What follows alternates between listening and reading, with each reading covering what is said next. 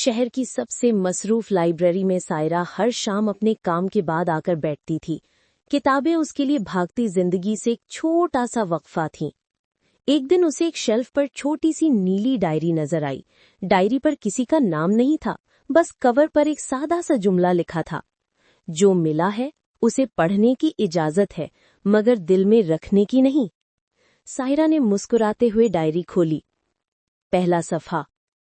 मेरा नाम अरहम है। मैं लोगों से कम मगर लफ्जों से ज्यादा बात करता हूँ।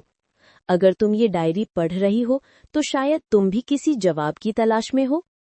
सायरा को हैरत हुई। अल्फाज ऐसे थे जैसे उससे मुखातिब हों। अगले सफ़हात में दर्द था, ख्वाब थे और एक नाम, आयशा। अरहम ने अपनी मोहब्बत के बारे में लिखा था, ऐसी मोहब्बत जो खामोश थी मगर गहरी थी, ऐसी मोहब्बत जो मिलकर भी अधूरी रह गई थी। आखिर में एक पैगाम था, मैं रोज इस लाइब्रेरी आता हूँ, शायद कभी वो भी आए जिसके लिए ये डायरी लिखी। अगर तुम ये पढ़ रही हो और समझ सकती हो तो बताना, क्या लफ्ज कभी किसी जख्म को भर सकते हैं। सायरा कई लम्हे डायरी हाथ में थामे बैठी रही। पता नहीं क्यों मगर उसने आखिरी सफ़े पर आहिस्ता से एक लाइन लिख दी। हाँ, लफ्ज जख्म भरते हैं, मगर कभी कभी किसी और के लिए लिखे गए लफ्ज खुद को भी जोड़ देते हैं। अगले दिन वो उसी शेल्फ के पास खड़ी इंतजार कर रही थी।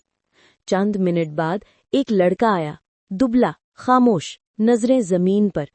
वो नीली डायरी उठाने लगा मगर अचानक रुक गया। सायरा की तरफ देखा। आपने ये डायरी पढ़ी? सायरा ने हल्का सा सर झुकाकर कहा, हाँ, और जवाब भी दिया है। अरहम ने डायरी खोली, आखिरी सफ़े पर उसकी लिखाई देखी और बहुत देर बाद पहली बार उसके चेहरे पर एक हकीकी मुस्कुराहट उभरी। तो क्या आप भी किसी जवाब की तलाश में थी? सायरा ने किताबों की कतारों की तरफ देखा, फिर उसकी तरफ। शायद, मगर आज एक जवाब मिल गया। हम सब टूटे हुए हैं अरहम, बस किसी को चाहिए जो हमें लफ्जों में संभाल ले। अरहम ने धीरे से पूछा, क्या हम दोबारा बात कर सकते हैं? सायरा ने मुस्कुराकर सर हिलाया। हाँ, शायद ये कहानी भी किसी डायरी में लिखे जाने के लायक है। और लाइब्रेरी की खामोशी में एक नई कहानी की पहली लाइन लिख दी गई, बगैर किसी कलम, बगैर किसी कागज के, सिर्फ दो दिलों के दरमियान।